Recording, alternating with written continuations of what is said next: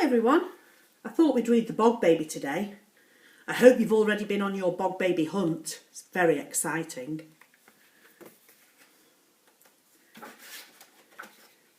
Long ago, when we were little, me and Chrissy did something really bad. We said we were going to Annie's house to play, but we didn't.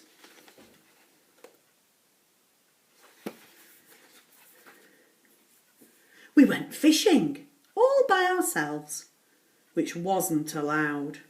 Chrissy said there was a magic pond in Bluebell Wood. It was only ever there in spring. When it rained, it made a huge puddle in the dell and pond creatures came. We could fish for newts. I won't tell if you won't.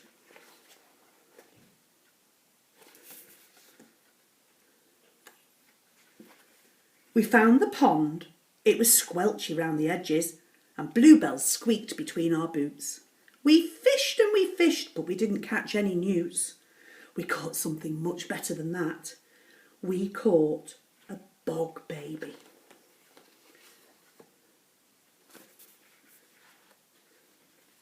He was the size of a frog, only round and blue.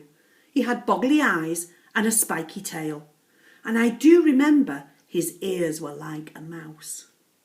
He came swinging through the flower stalks and jumped into the water.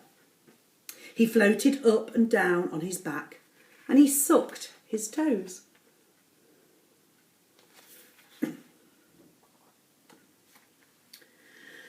That's when I fished him out. He didn't struggle. He sat in my hand and looked surprised. He was as soft as jelly, like he had no bones. We would stroke him. He flapped his wings. They were no bigger than daisy petals. They seemed to be small for him to fly. Chrissy said we might be able to fly if we blew on his wings.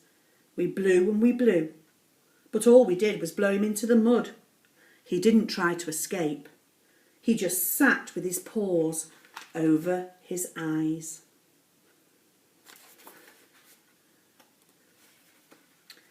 We put him in a jam jar and took him home. We put him in our shed. He was our Bog Baby. He wasn't meant to be a secret. We wanted to show Mum, but we daren't. If we did, she'd know that we didn't go to Annie's house.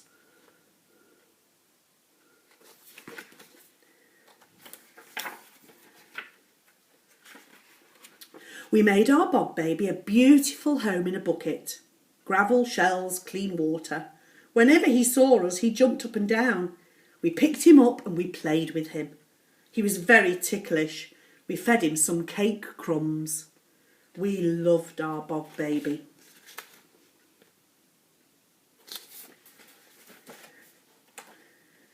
Our friends loved him too. We sneaked him into school in a margarine tub. When the teacher wasn't looking, he played in the sandpit and the water tray. In the afternoon, he slept in a tub on damp cotton wool. Chrissy made him a collar and a lead and we took him out for walks on the field. Once a crow nearly ate him, but we scared him away just in time. We took great care of our Bog Baby. At least we tried. But he got sick. He didn't jump up and down anymore.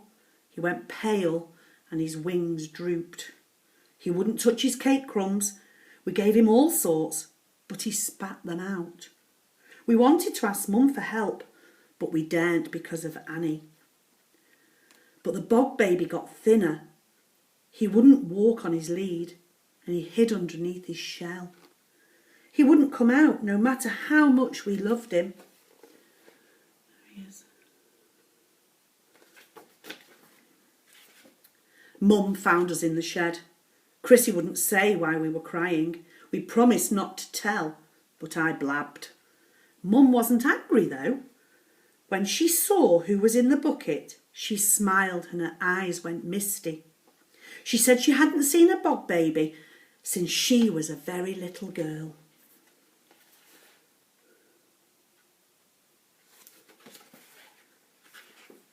Please make him better, we cried. We love him so much. I know, she said. But the Bog Baby is a wild thing. He doesn't belong here. He isn't meant to eat cake, or walk on a lead, or sleep in a tub. She picked up a bucket and we followed her out. If we really loved the Bog Baby, we had to do what was best for him, no matter how much it hurt. That was real love. That's why we let him go.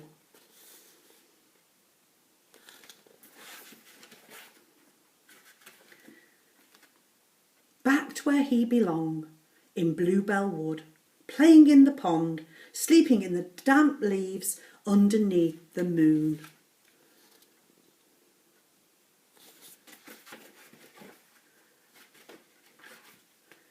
We never saw him again. I think he grew up and had babies of his own. Last spring my daughter found the magic pond, and do you know what she saw?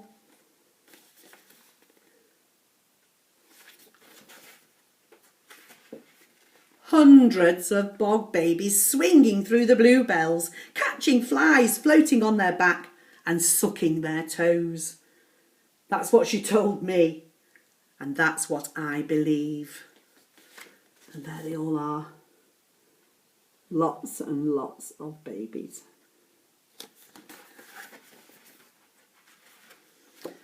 That's the end of the Bog Baby. I hope you enjoyed it. Enjoy making your Bog Baby and looking after him, but don't feed him any cake. Bye.